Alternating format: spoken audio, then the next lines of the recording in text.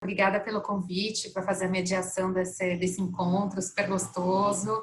Agradeço também à CBL, né, pela oportunidade.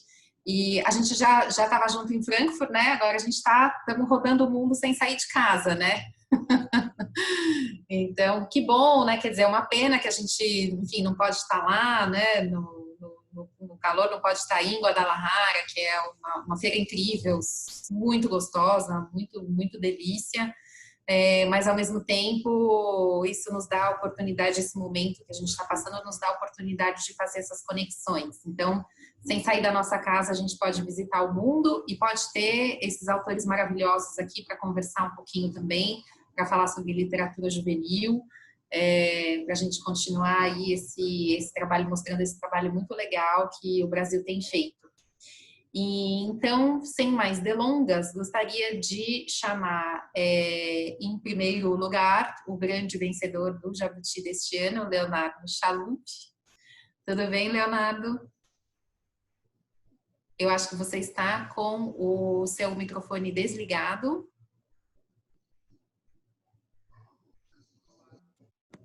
Boa tarde a todos, gente. Prazer estar aqui com vocês hoje.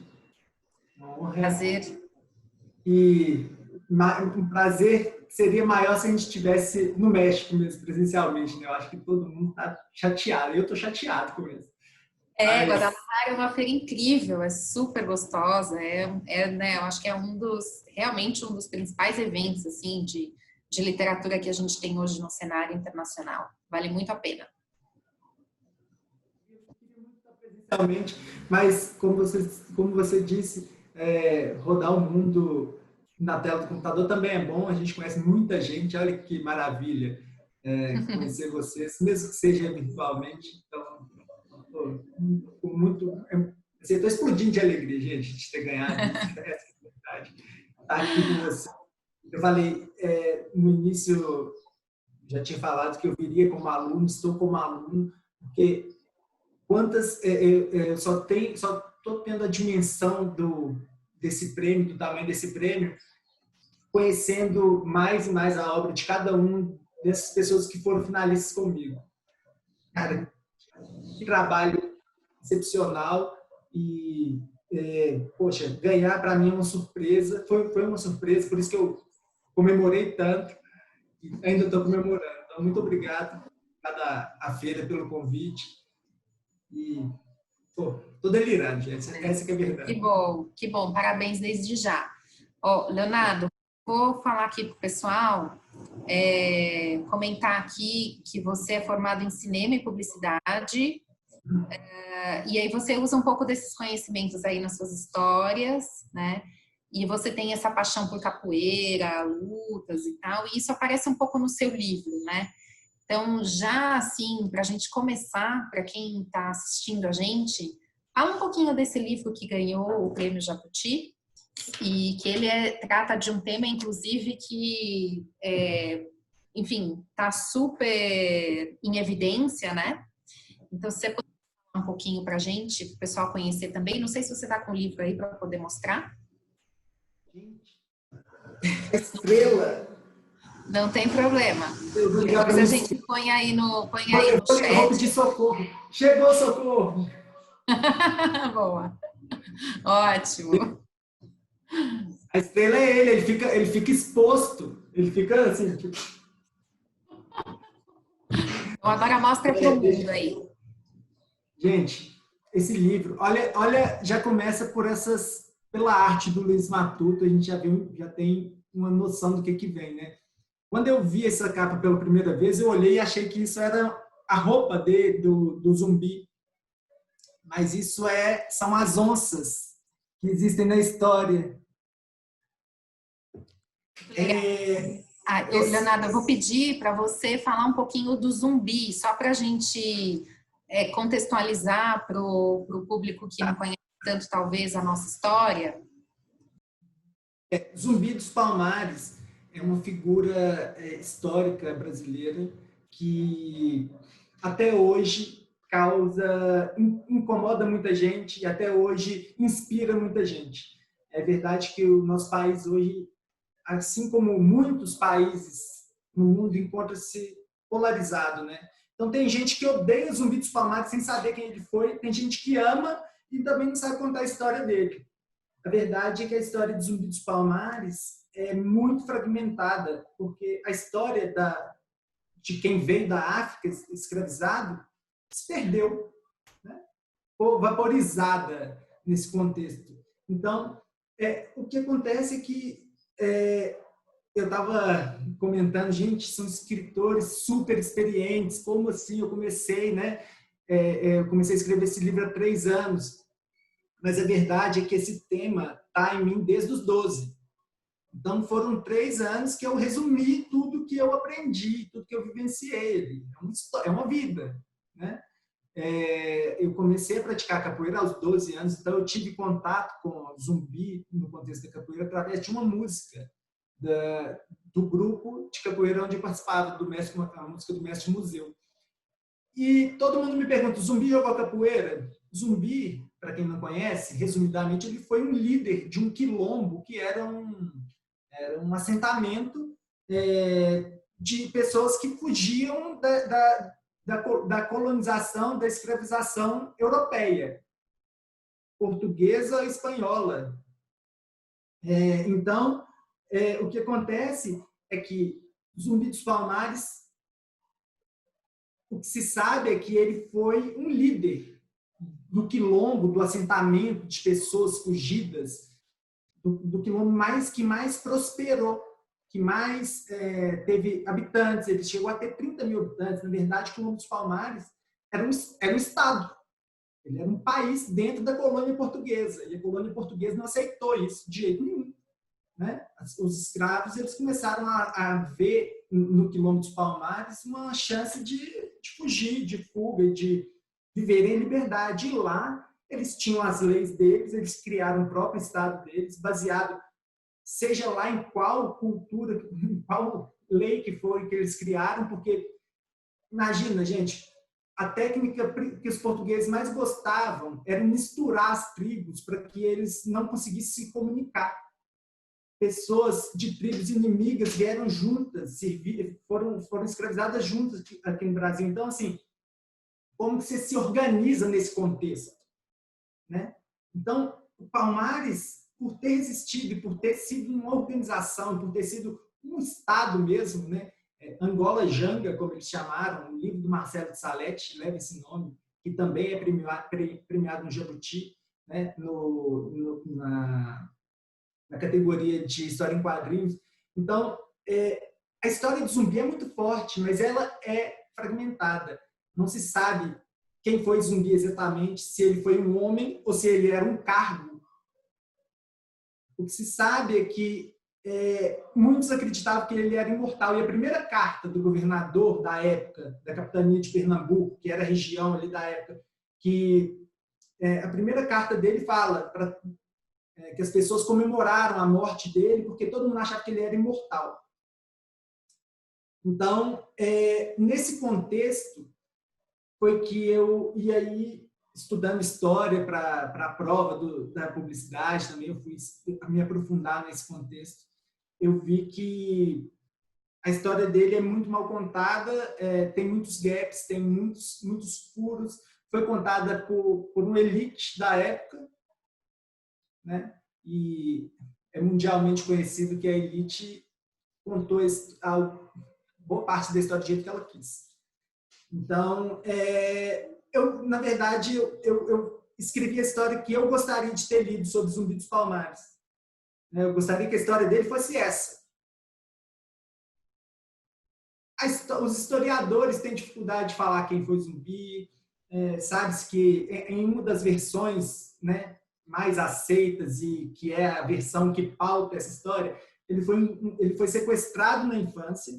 Então, ele nasceu no Quilombo dos Palmares, nasceu em Palmares, e aí ele é sequestrado por portugueses que invadiam o Quilombo constantemente para sequestrar os negros, para matar, né? eles atacavam o quilombo o tempo inteiro.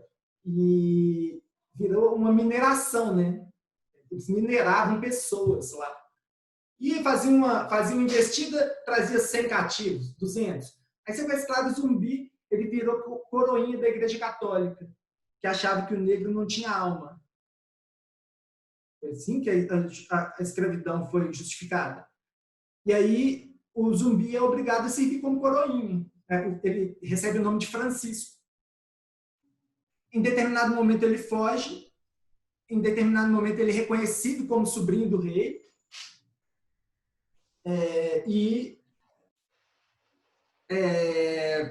aí já existem duas versões que dizem que uma versão diz que Zumbi matou o rei envenenado após esse rei, o tio dele, ter negociado com os portugueses a mudança de Palmares para outro lugar, e tem uma versão que diz que o Zumbi, que esse rei foi morto pelos portugueses. São duas versões. Um que ele foi morto pelos portugueses e um que ele foi envenenado. O Leonardo, desculpa te interromper, só para... Falando muito. Porque esse tema é tão grande dentro de mim que deu um livro que ganhou Jabuti, sabe? Então, não, mas era justamente isso que eu ia comentar, que a gente também está passando por um momento histórico, né, assim, de revisitar algumas verdades, né? Então, assim, vamos dizer, daquela história que a gente aprende na escola, que tem um viés só, e agora a gente, né, começa a entender a diversidade cultural do nosso país e começa também a abrir para essas outras vozes e colocar em questionamento alguns pontos, algumas questões, né, que eram por datas, né, históricos, e fazer uma reflexão. Neste sentido, vou chamar aí o seu conterrâneo Nelson Cruz, que também é de Belo Horizonte. Aí Belo Horizonte, para quem não conhece o Brasil, é um dos estados mais gostosos do Brasil. Eu que moro em São Paulo, morro de inveja de quem mora em Minas Gerais, né? Eu falei Belo Horizonte como estado, mas é Minas Gerais. É um estado lindo, lindo, lindo. E o Nelson faz um pouco esse trabalho, Nelson, assim, se eu tiver errada, me corrige, por favor, mas de revisitar a história do Brasil, perspectivas muito originais, né? Então, aí, Nelson, já estou pulando aqui a sua biografia, vou falar um pouco aqui, né, que você foi indicado ao Hans Christian Andersen de ilustração em 2012, e a lista de honra do IBBY. Também em 2012, o livro Alice no Telhado participou da exposição Tea with Alice, 150 anos do livro Alice no País das Maravilhas, Museu de História de Oxford, em Londres, e da Fundação Gulbenkian, em Lisboa. Tem 32 anos de carreira e nesses 32 anos fez aí 400 anos de história, se não mais. Tem 6 prêmios Jabutis, então olha só, a PCA, Academia Brasileira de Letras, Prêmio Monteiro Lobato, Finelige, enfim, a coisa vai, Cátedra da Unesco e por aí vai. E aí todo esse talento, né, em muitas das suas obras dedicadas também a essa questão de revisitar a história do Brasil, né, e do ponto de vista erudito e popular também. Aí, Nelson, e primeiro eu ia fazer essa colocação para saber se você concorda com isso, né? e dar um pouco de espaço também para você falar sobre o Benjamina, que é sua obra mais recente, que a gente comenta um pouco aqui, que fala um pouco também sobre uma condição social brasileira, e a gente começa a ficar mais atento também. Muito bem-vindo, Nelson, estou com saudade de você. Você está com o áudio desligado.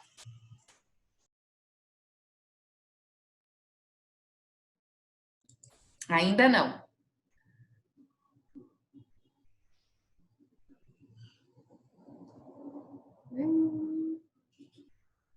Ainda está com o áudio desligado. Deve ter algum botão. Aí. Não é botão, é um símbolozinho ali. Tá bom, gente. Boa tarde. Obrigado aí pelo convite, né? Quero agradecer aí a vocês por essa participação aí. Muito bom rever amigos e poder falar, né, um pouco, né, né, desse momento bacana, né, que o Leonardo viveu aí. E parabéns, viu, Leonardo, pelo prêmio. Viu? É muito merecido, porque essa volta, né, esse olhar, né, para a história do Brasil, isso é algo que mexe muito com a gente, que lida, né, com esse objeto tão democrático, né, que é o livro, né? Então, pode inventar qualquer coisa, mas você vai ter sempre o livro como ali o seu suporte, né, mais próximo, né, para as ideias. E essa vontade de lidar com temas assim da história, olha, assim, em mim aconteceu algumas vezes, e eu acho que é a vontade de entender esse país, né? É a vontade que a gente tem de poder transformar isso em ilustração, transformar isso em texto, né? Eu que não sou muito dado a textos, eu acho que escrever é um sofrimento, sabe? Então eu procuro investir bastante na ilustração, porque acho que na ilustração está uma outra narrativa que chega ao público, né? Tanto infantil quanto juvenil e adulto, né? Então, para isso, né, para isso acontecer, os olhos têm que estar abertos, né? Sabe? Então, não só para a história, né, que a gente viveu e que nos é muito mal contada, né, durante, digo assim, né, nas escolas, né, nos livros e tal. Eu que passei por uma escola pública muito ruim, né, tive que reaprender, né, procurando nos livros, né, e em outras abordagens, encontrar o meu país, né? Então, quando eu faço um livro como o Benjamina, por exemplo, né, que é uma reação emocional minha muito forte ao corte de um conjunto de árvores no centro de Belo Horizonte, é o meu encontro com a história, sabe? E então, assim, por exemplo, quando eu reajo assim, eu tenho aqueles arroubos artísticos, né, assim, de inconformismo, que vem junto com ideias estéticas, né? Por exemplo, quando eu me deparei com as árvores cortadas, o Leonardo deve conhecer essas árvores lá da Avenida Bernardo Monteiro, né? São árvores centenárias, né? Quer dizer, eram árvores centenárias, né? Que deveriam ter sido cuidadas tal qual os casarões, né? Que existem também, né? Ainda, né? Em Belo Horizonte, da época da construção da cidade. Aquelas árvores dadas da mesma forma, sabe? E não foram. E uma árvore é tão importante quanto uma floresta inteira, sabe? Então isso é muito forte para mim. Isso é muito forte para mim. Então quando eu me vejo diante de um conjunto de árvores centenárias cortadas assim aleatoriamente, eu tive dois choques, né? O do cidadão e o do artista, né? Era um choque social e um choque estético, né? Ao mesmo tempo que eu via as árvores cortadas, eu via grandes esculturas, sabe? Então isso é um dilema, né? Mas ao mesmo tempo me deu o caminho para transformar aquelas imagens, né, aquele choque, em algo, né? Então eu decidi reproduzir as árvores em caixas de papelão, né? E de forma que eu fui na Asmari, que é uma associação dos catadores de papel, né, de Belo Horizonte. Eles fazem um trabalho fabuloso em Belo Horizonte. E adquiri um lote aleatório de caixas de papelão. E chegando em casa, higienizei e fui reproduzindo, pintando as árvores. Quer dizer, eu fui, né, fotografei todas as árvores e reproduzi todas em meio àquela poluição visual, sabe? E ao mesmo tempo, eu ia lendo o que havia nas caixas de papelão, os rótulos, os termos científicos, os termos de trabalho, né? E fui recolhendo 143, fui recolhendo palavras, e recolhi 143 palavras. Com essas palavras, eu organizei o poema que acompanha o livro. Não sei se vai dar. Eu vou abrir aqui sem ver o que eu estou abrindo. Então, essa é uma das... Ótimo. Dá para ver sim, Nelson. Uma das artes, né? Elson, você não tem o original aí para mostrar, né? Não sei Eu tenho. Porque eu acho legal mostrar o livro também, mas aproveitar que a gente está na casa do artista, né? Uhum. Quando a gente pode entrar na casa do artista para ele mostrar o ateliê da gente. Deixa eu ver. Se tiver muito longe, depois, enfim, a gente prossegue aqui, pega, mas se quiser também para mostrar a capa e tudo, para o pessoal ver. Uhum. Tá bom, só terminando, depois eu pego aqui, porque está dentro de uma caixa. Tá, mas então aí nasceu o Benjamina, que é o nome científico das árvores, né? Os ficus Benjamina, né? Então o próprio nome, né, feminino, para batizar, né, e deixar registrado a beleza, né, e a singeleza e a fragilidade, né, com a qual a gente lida, né? Então nós temos que preservar, né, e lutar por isso. E esse livro é isso, né? Sabe?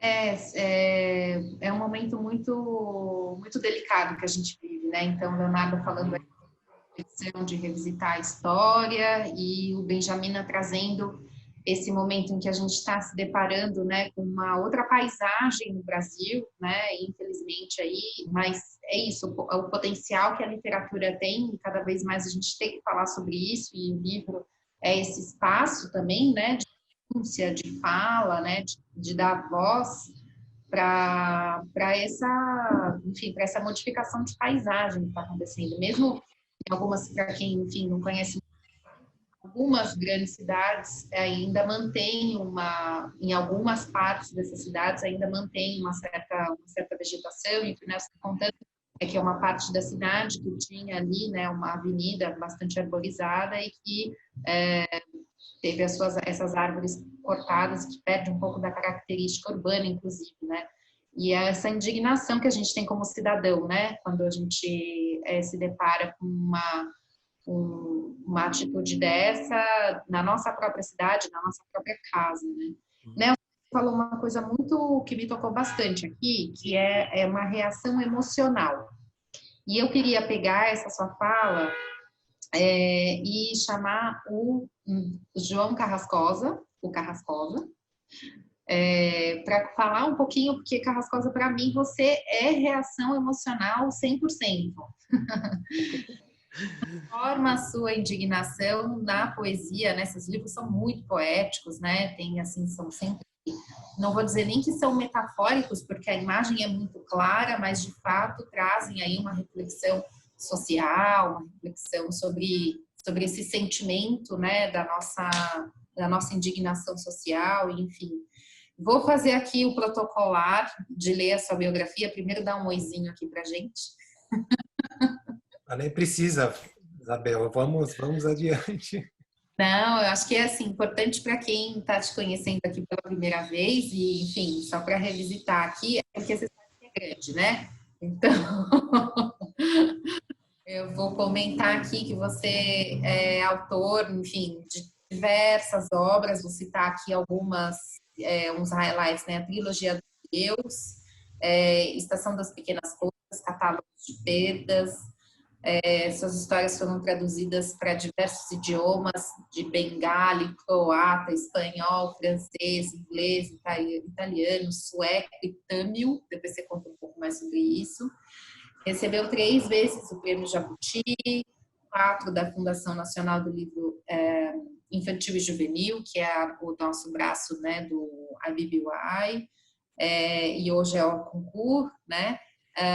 2 vezes o prêmio da Fundação Biblioteca Nacional, prêmio PCA e Radio France, e também as obras também aparecem no catálogo da White Ravens.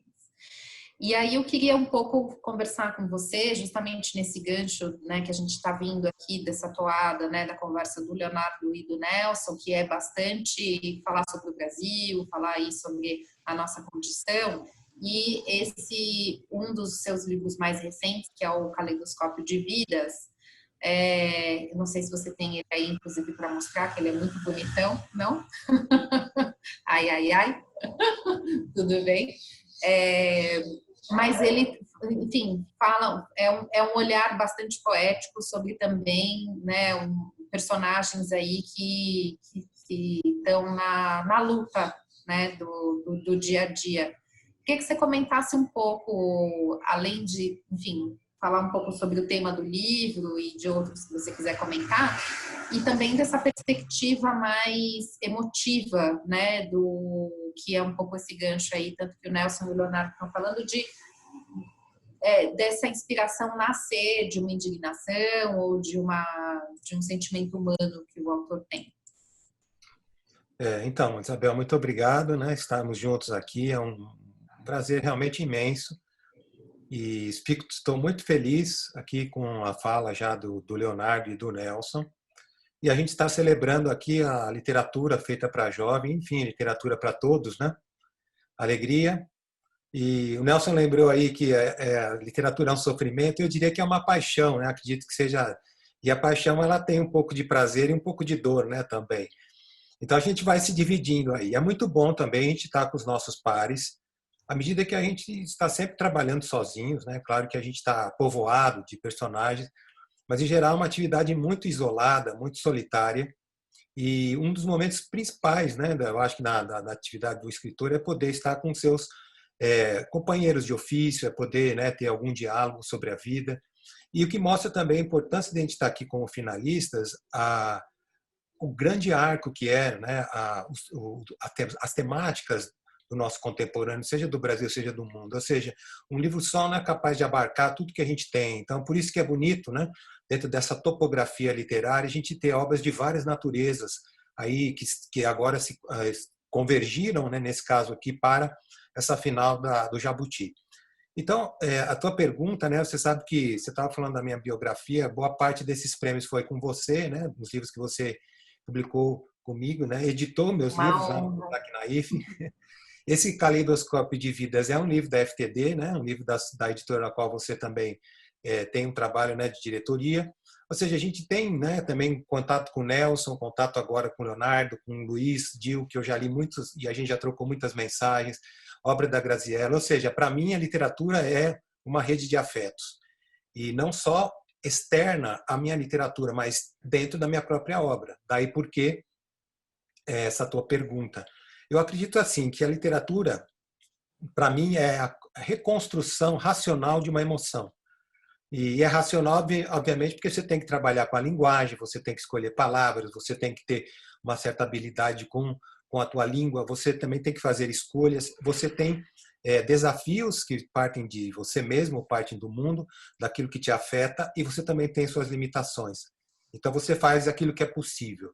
Nesse livro, Caleidoscópio de Vidas, foi um livro que me deu muita inspiração fazer, no sentido dessa palavra, de me levar a tematizar algo que estava há muito tempo comigo, que eu sou um escritor que trabalha mais o indivíduo do que a sociedade, e começou com uma única história chamada Catadores, né, que na verdade tinha um outro título chamado Rascunho de Família, que era mostrar 2 catadores ali no lixo, buscando rascunhar a sua família, ou seja, eles são um casal e estão buscando ter um filho. Aí sim, com um filho você tem uma família. E eles estão à margem, obviamente, da sociedade, mas ao mesmo tempo, ali naquele lugar do lixo, eles encontram de tudo, né? E sobretudo, na minha visão, dignidade. daí porque a história começa com os urubus sobre eles. E depois que eu escrevi essa história, veio uma segunda história que é o menino vendedor das capas de chuva, que costuma vender essas capas no Réveillon, no Rio de Janeiro, né? Em geral, no final do ano chove. E me ocorreu que esse menino poderia ser, anos depois, filho desse casal. E à medida que eu fui escrevendo essa segunda história, ela vai ressignificando a primeira e vai trazendo elementos também para si de uma história para frente. E claro que essa história dialoga com um clássico, que é a Pequena Vendedora de Fósforo, e aparece, claro, uma figura de um avô, ou seja, mais um elemento da família, mais um agente desse núcleo familiar. E daí acabei escrevendo a terceira história, que é o Velho Estivador, que seria também um sujeito, avô desse menino e pai dessa mulher, desse primeiro conto, né, desse casal, que está aposentado, que também está à margem da sociedade. Então, são três espectros que estão ligados pelo amor familiar, mas que estão numa situação de risco muito grande, né? E, no entanto, elas se amam. E esse é que importa, né? A possibilidade que você tem de levar a sua vida independentemente de onde você está. Se é no lixo, se é num Réveillon, onde você é simplesmente um ator de uma festa, né? Um ator menor de uma festa, ou se você também já está fora de um mundo que você carregou, fazendo trabalho numa estiva, né? Carregando coisas, cargas para outras pessoas se usufruírem.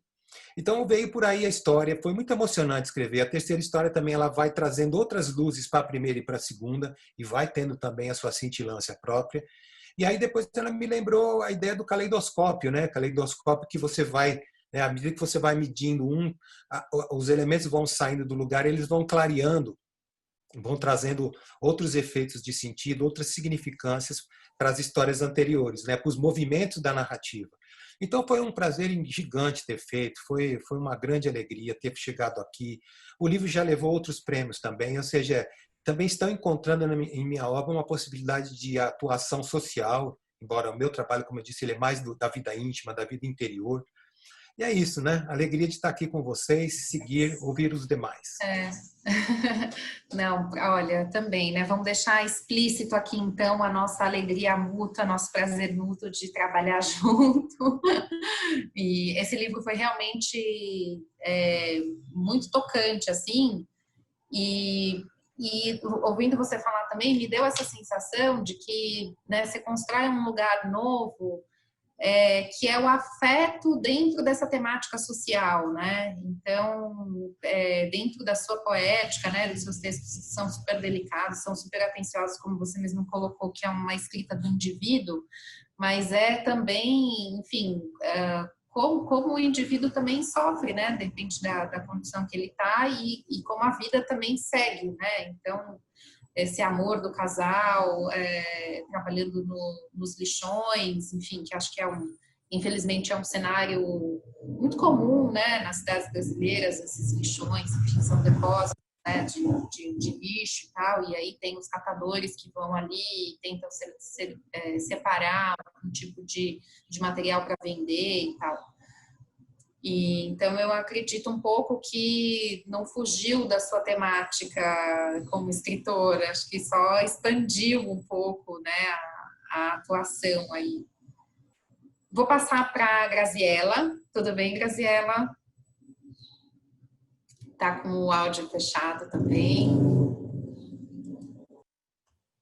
Aqui. Aí. Tudo bem? Tudo bem, graças a Deus. Então, tá bom. Vou pedir só para você falar um pouquinho mais forte para a gente te ouvir melhor. Vou apresentar, então, a Graziella. Mudamos aqui de cenário, então, de Minas, São Paulo. Agora a gente vai para o Rio de Janeiro.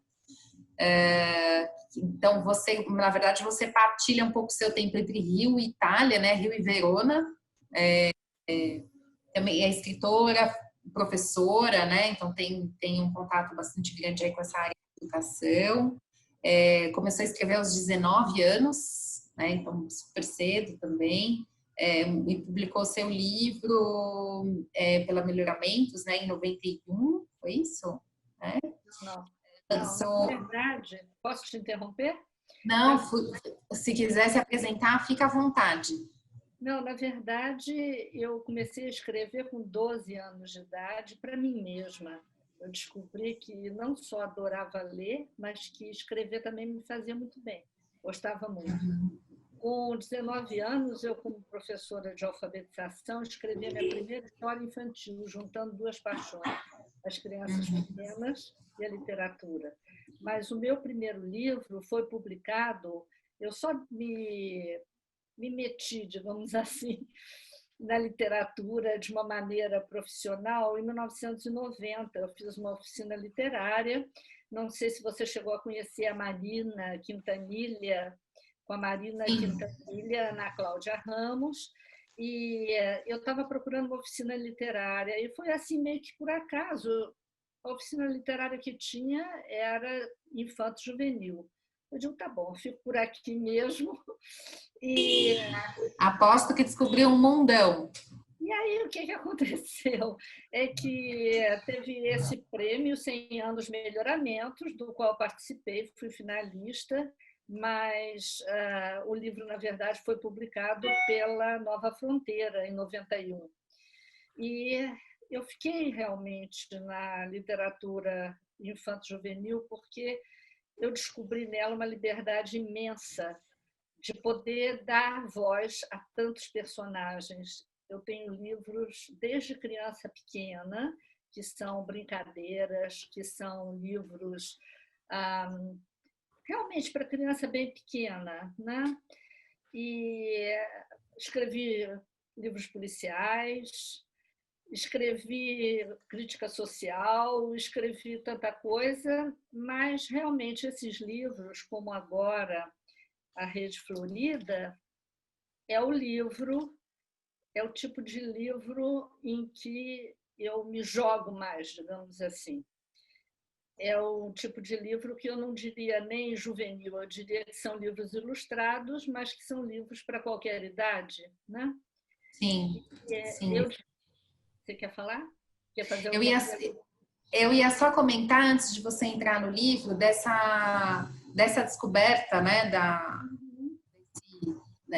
dessa literatura, que é a literatura infantil e juvenil, que eu me identifico bastante também, porque eu nunca antes de começar a trabalhar com isso, eu não tinha a menor relação com literatura infantil ou juvenil. E aí, a hora que a gente entra nesse universo, como é rico, né? Assim, é um laboratório de ideias, né? E a gente se sente muito à vontade para criar e para fazer coisas assim, sem limites mesmo, né? E era mais nesse sentido também, desculpa te cortar, mas para você... Não, dá muita liberdade, me dá muita liberdade. Eu acho que eu não gostaria de ficar presa a um estilo, né? E esses livros, como A Rede Florida, são livros que realmente têm me dado muito prazer, né? Esse deixa eu ver, o primeiro foi A Cristaleira, com o qual eu ganhei o Jabuti. Depois veio o Jogo de Amarelinha, que está sendo publicado agora, o lançamento é amanhã na Alemanha, em alemão.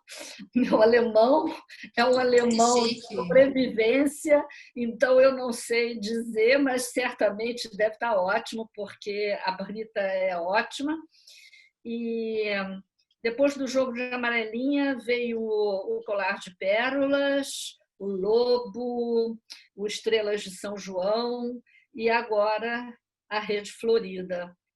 E são livros que realmente eu acho que eu concordo, sabe, com o Nelson quando ele diz que é uma coisa um pouco sofrida, e concordo também com o João, porque é uma alegria e, ao mesmo tempo, é um sofrimento, né? Eu optei por escrever de coisas que a única escritora que eu tinha visto no Brasil escrever era Lígia Bojunga, ou seja, falar daqueles assuntos meio que tabus, né? Aquela coisa que na sociedade brasileira dos anos 90 não se falava para criança, né? Para criança não se fala de morte, para criança não se fala de alcoolismo, para criança não se fala de tantas coisas, separação, Deus me livre. Então, eu optei por isso e coloquei nesses livros sempre a visão da menina. A Cristaleira é a visão da menina, dos pais que estão em conflito e como isso se reflete nela. O Jogo de Amarelinha é uma menina que perdeu a mãe e que tem que aceitar a morte da mãe e, ao mesmo tempo, tem que aceitar a madrasta. O Colar de Pérolas foi o único que não foi finalista do Jabuti dessa série, e talvez até porque trate de uma temática que até hoje é bastante complicada, a aceitação na nossa sociedade, que é o alcoolismo, né? É a visão de uma menina que tem uma mãe alcoólatra. Eu tenho procurado, nesses livros, falar desses assuntos delicados de uma forma delicada, né? Eu sei que eu estou mexendo com as emoções das pessoas, então tenho procurado fazer isso. A resposta tem sido muito boa entre as crianças, os adolescentes. Eu sinto que, de alguma maneira, tenho ajudado muita gente a não se sentir tão só, a se ver representado nesses livros, né? O Jogo de Amarelinha eu já falei, o Lobo deixa uma coisa meio que aberta, porque o pai some no meio da noite, entre gritos e casa invadida, o pai some. Então, é essa coisa da menina que quer saber onde é que foi parar o pai. Termina bem, termina bem. Mas Preocupação. Estrelas de São João fala desse problema que eu acredito que existe até hoje no Brasil, de mães pobres que começam a deixar seus filhos em casas de pessoas que se dizem madrinhas, né? E que, na verdade, usam, geralmente são meninas, usam como empregadas, né?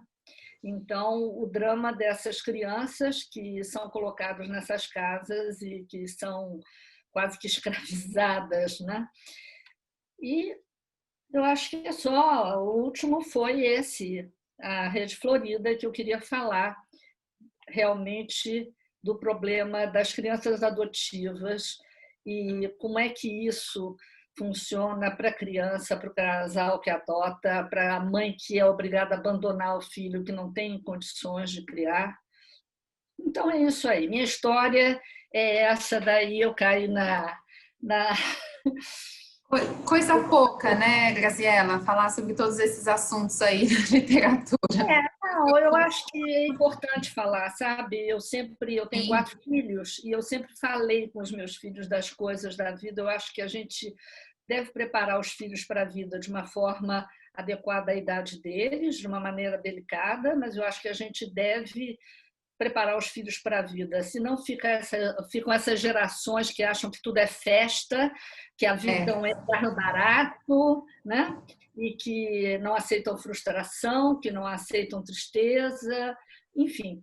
Então, essa é a minha ideia. E, ao mesmo tempo, eu escrevo, agora mesmo eu escrevi uma história que é tudo menos politicamente correta, porque confesso que até certo ponto, quando o politicamente correto é exagerado, aquilo me dá um pouco nos nervos. Não, porque tudo que é exagerado não é legal, né? Então é isso, eu ganhei vários prêmios, você não teve a oportunidade de falar, né? Da Fundação. Pois é, a gente já seguiu aqui. Chegou até uma pergunta aqui, mas eu vou fazer o seguinte, eu vou jogar uma pergunta aqui para vocês, mas eu queria conversar um pouquinho com o Luiz antes de passar para a pergunta.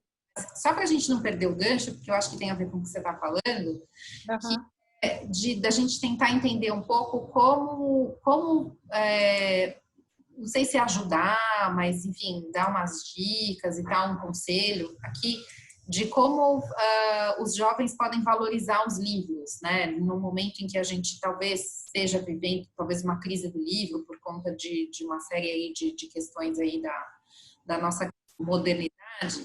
Mas eu vou, enquanto vocês ficam pensando um pouco, eu vou conversar um pouquinho com o Luiz. Tudo bem, Luiz? Ótimo. Então tá bom, obrigada também pela sua participação aqui. Luiz, que é jornalista, né? Eu também sou jornalista. A gente é pau pra toda obra, né? Exatamente. Na verdade, eu costumo dizer sempre o seguinte, eu sou escritor e jornalista. Escritor e jornalista, tá certo. Eu falo que eu sou editora e jornalista. Sempre a nossa segunda profissão. Tem pós-graduação em literatura brasileira, né? Tem mais de 60 livros publicados, premiações como o Açorianos, né? Biblioteca Nacional também recebeu prêmios aí da FINIJ, né? Que é a Fundação Nacional de Livro Infantil e Juvenil.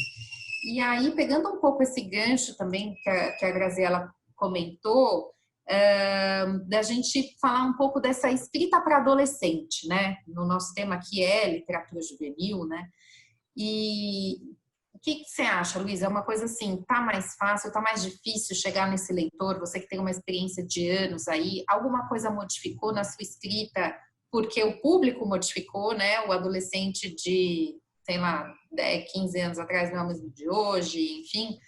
Você tem algum tipo de enfim, né, experiência em relação a isso, né? Dessa mudança de público, mudança da escrita? Você comentar um pouquinho disso. Perfeito. Primeiro, agradecer o convite, né? Para mim é uma honra, uma satisfação participar desse bate-papo. Também eu preciso dizer, né, ouvindo todo mundo, né, já que eu fiquei para o final, essa questão de escrever, né, alguns colegas, o João, o Nelson, a Graziela também falando de sofrimento e tal, eu sou um pouquinho diferente, né? Para mim é um grande prazer, né? É uma grande alegria escrever. Para mim é algo real. Inclusive, eu me defino assim, já me perguntaram várias vezes, por que tu escreve? Né? Aquela pergunta bem filosófica. Eu levei alguns anos para descobrir, né? Eu escrevo para ser feliz. É o que realmente me deixa feliz, né? Então, como tu falaste, tenho anos, esse ano eu estou completando 30 anos de carreira literária, né? Como tu disseste, o público foi mudando, a sociedade foi mudando, o mundo foi mudando, né? Uma coisa que eu acho, respondendo aí, entrando na tua questão, eu acho que o que não se pode perder nunca é a boa história, contar uma boa história. Isso é importante, né? Uma questão assim também que me parece fundamental é quando se fala em temáticas, né? A Graziela falou agora, puxa, eu concordo com ela, nos meus livros, né, nesses 60 livros, muitos deles eu abordo temas difíceis. Aqui no 100 mil seguidores, por exemplo, eu abordo o tema como automutilação, suicídio na adolescência, coisas que muitas vezes os autores preferem não tocar nesse assunto, as professoras preferem não tocar nesse assunto. Eu gosto de abordar esse tipo de tema, temas que me incomodam. Violência urbana aparece em vários livros meus, só que eu acho que a gente não pode tentar dar lições para o nosso leitor, né? A gente tem que contar uma boa história, procurar contá-la da melhor maneira possível, né? Sem querer indicar caminhos, dar uma lição de moral, apontar, olha, vai por aqui, vai por ali. Isso é com o leitor, né? O leitor é livre para escolher, para identificar se existe algo ali naquele livro que o agradou, que o fez refletir sobre o tema. Então, são esses aspectos que eu acho fundamentais nesse mundo de hoje, né? Eu acho que tem muito tema bacana para ser explorado, mas a gente não pode esquecer, não pode deixar de lado nunca essa questão da boa história, né? De procurar sempre se esforçar para contar uma boa história. O público, o jovem hoje, né? Todo mundo fala, puxa, ele tem mil e um artifícios para deixar a leitura de lado. Mas eu não sei, eu acho que se a gente tiver um livro bom, uma história boa, encantadora, eu acho que ele consegue deixar os seus equipamentos eletrônicos de lado. Às vezes ele até os utiliza para ler também uma história, né? Mas nesse livro, inclusive, nos 100 mil seguidores, eu falo de um tema central, talvez, que esteja ali subliminarmente colocado no livro, é a questão dos pais, né? Eu acho que às vezes a gente delega muito assim, ou culpa muito, o jovem não gosta de ler isso, aquele outro. Mas a gente tem que pensar nos pais também. o que esses pais estão fazendo para que essa gurizada leia, né? Então, existe uma responsabilidade muito grande também. E isso não pode, essa responsabilidade não pode ficar só com a escola, né? Porque muitos pais vão lá, depositam a criança, o jovem na frente da escola, seguem suas vidas e as professoras que tomem conta, né? Eu acho que não pode ser bem assim, né? Eu venho de uma família de leitores, né? Eu recebi um incentivo à leitura em casa. Isso se replicou na escola. E eu acho que, para esse público, o jovem, normalmente a literatura juvenil é importantíssima, porque quando criança, todo mundo gosta de ler, todo mundo lê, a criança sempre lê, adora livro. Quando cresce, vira pré-adolescente, adolescente, começa a se distanciar. Então, veja como é importante o trabalho desses escritores, dos autores, que produzem histórias para esse público, né? Então, se a história for boa, for interessante, eu acho que naturalmente, independente do estilo, né? O meu estilo é quase policial, é mais para policial, mas independente disso, se a história for boa, for bem contada, eu tenho a impressão que o jovem ele se encanta da mesma maneira e acaba lendo, acaba se interessando pela obra do autor, vai atrás de outros livros e assim a gente caminha, não é? Sim. Muito legal, obrigada, Luiz. Acho que já ajudou a responder aqui um pouco a pergunta. Queria abrir para o Nelson poder mostrar. Vi você indo lá pegar o trabalho, Nelson, não sei se é isso mesmo? Sim, é isso mesmo. Eu peguei aqui uma das artes que compõe o livro. Esse é o suporte, né, que foi o papelão.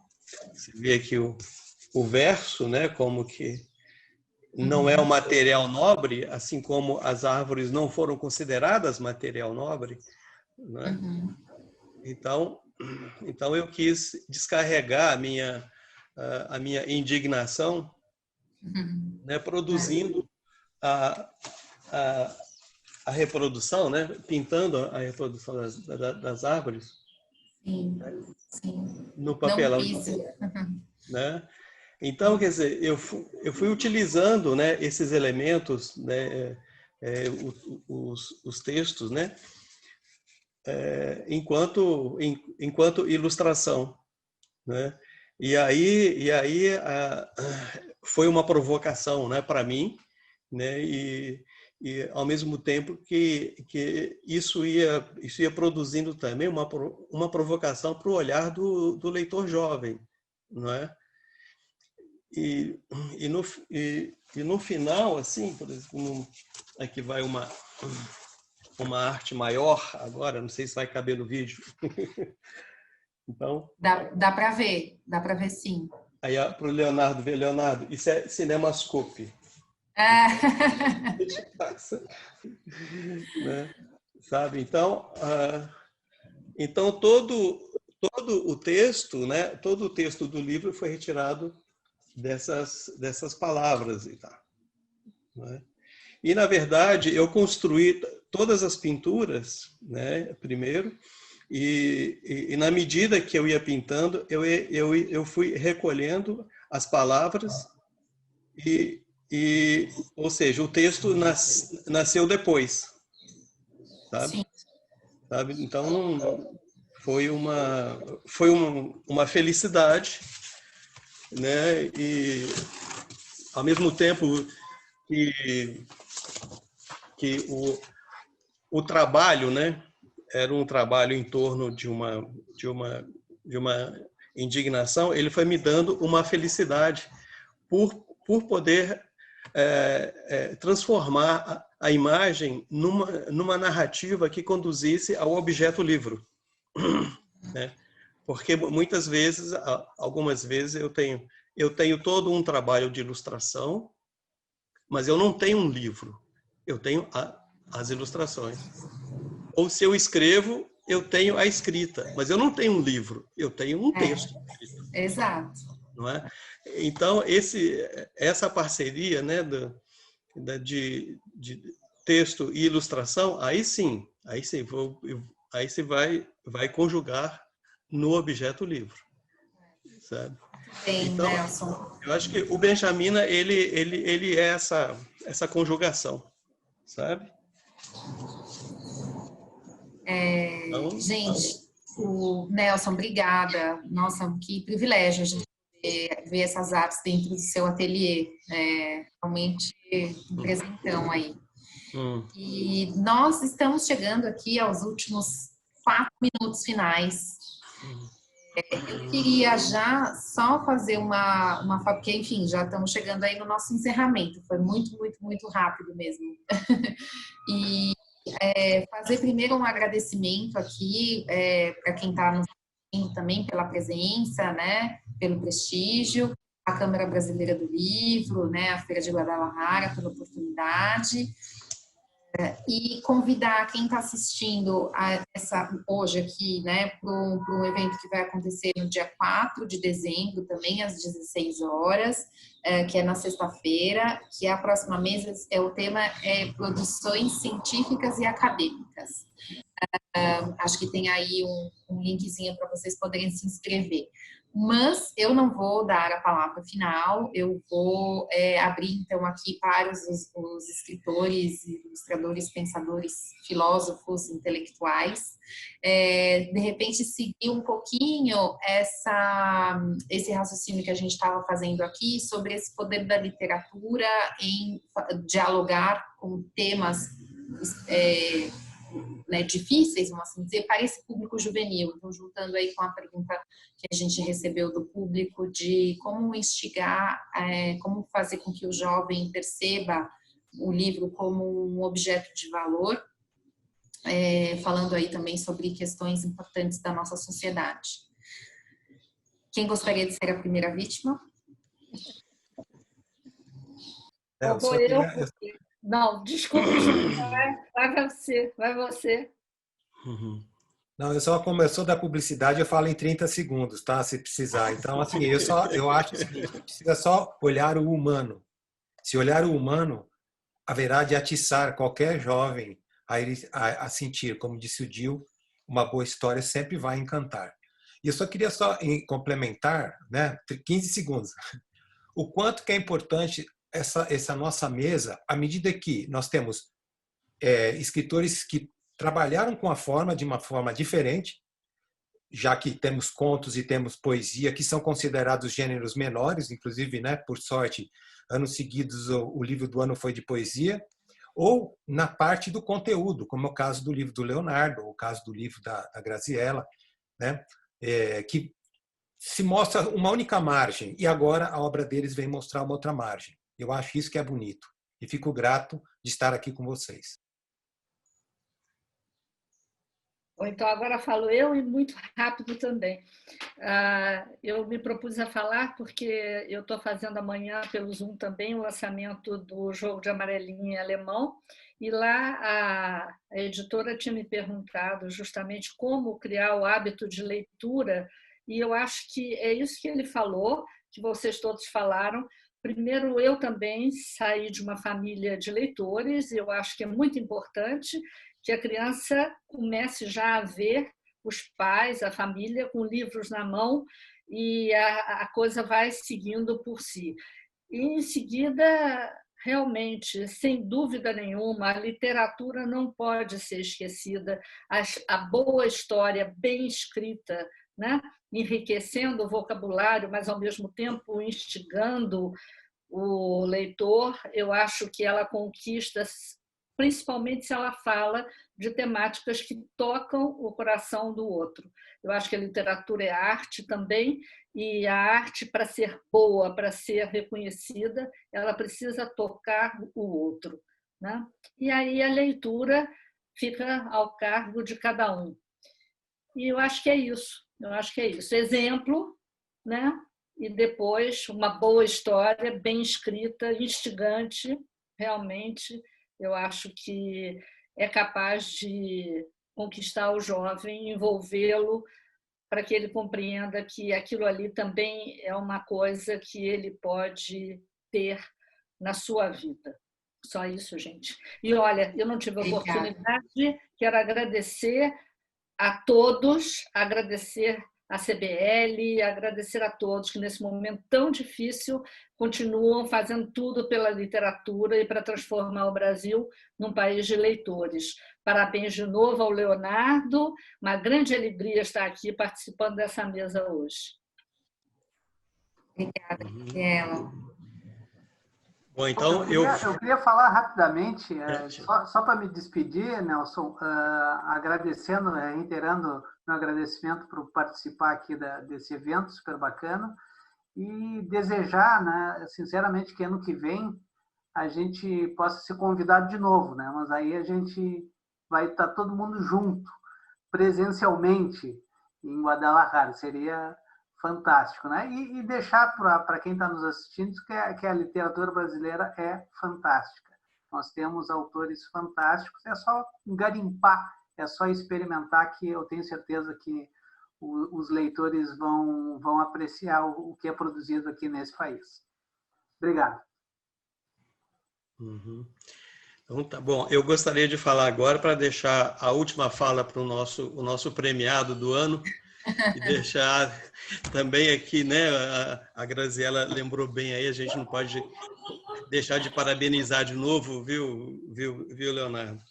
E dizer que tem essa história, né, que a gente sempre fala, de que todos os livros já foram feitos, todas as histórias já foram contadas, né, menos o próximo livro, né? Então a gente tem que sempre acreditar que a literatura, a ilustração, sabe, essa combinação mágica que faz o livro, né, pulsar, ela chegando nas mãos do público jovem, né, ela chega também nas mãos da criança, chega nas mãos do adulto, e sempre acreditando na literatura como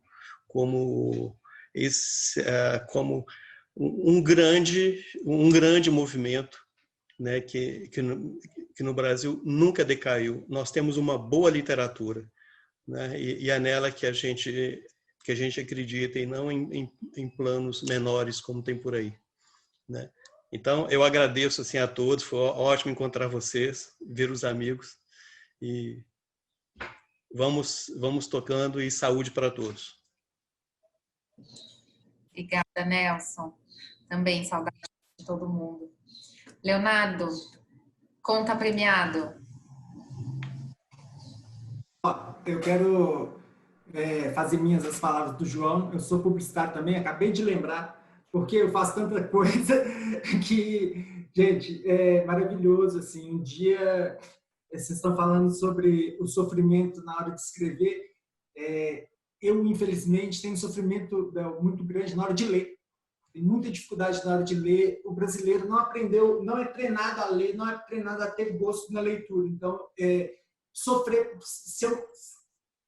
ao ler eu sofro muito, mas eu sofro mais quando eu não consigo escrever. E como eu ainda não sou um escritor que vive só da escrita, continuo fazendo muitas outras coisas. Mas, gente, eu quero dizer para vocês, quero ser bem rápido, porque eu quero falar sobre o México, que é um país que eu amo. Eu acho que é uma cultura muito parecida com a nossa. Estou aqui com a blusa do Seu Madruga, porque eu amo Chaves. E é isso que as narrativas são, né? A gente vivencia elas. Tem gente que vivenciou Harry Potter, cresceu com Harry Potter. Estava falando sobre Harry Potter para criança de 7 anos, eu odeio Harry Potter. Então, assim, a narrativa está na nossa vida, né? E o que eu quero falar é que nós precisamos de cada vez mais prêmios, como o Jabuti, que estão alinhados às discussões da nossa sociedade. Gente, quantos livros sobre a temática negra ganharam? Ganharam porque é um tema que precisa ser falado. Tem gente que é louco ainda e acha que não, vamos calar a boca porque o racismo não deve ser falado. Não, tem que falar. A gente tem que falar, né? Quando a gente vai no psicólogo, a primeira coisa que ele manda é você falar sobre o seu problema, né? Então a gente tem que falar sobre os nossos problemas, e é um tema urgente. Por que é um tema urgente? Porque assim como a corrupção, ele existe no Brasil há 500 anos ou mais, né? 520. Então, assim, no Brasil, né? Porque o Brasil é uma coisa inventada, correto? Nós inventamos o Brasil. Então, assim, ele existe no Brasil, é o tema urgente, né? Então, é por isso que eu fiquei muito feliz de muita gente ter ganhado discutindo sobre isso. E, antes de discutir sobre isso, eu queria popularizar a capoeira. Foi o meu primeiro objetivo. Popularizar a capoeira, que foi a luta que os escravos inventaram no Brasil para resistir. E resistiram. Então, eu falo no meu livro, não existe escravo, capoeirista não é escravo, capoeirista é liberto. Os capoeiristas são os caras que lutaram e não aceitaram. Então, resistência vai ser sempre uma pauta. Gente, e, por fim, eu queria falar que a arte, vocês me fizeram chegar a esse raciocínio. A indignação chega primeiro na arte, né? Essas onças aqui, elas são uma homenagem, ou uma indignação também, pelo assassinato da onça Juma, que foi uma onça que foi exibida durante a passagem das Olimpíadas, da tocha no Brasil, da tocha das Olimpíadas. Eles levaram essa onça e tiveram que sacrificar porque o animal atacou alguém. Lógico, ele é um animal selvagem, né? E para uma festividade esportiva foi sacrificado um animal tão precioso.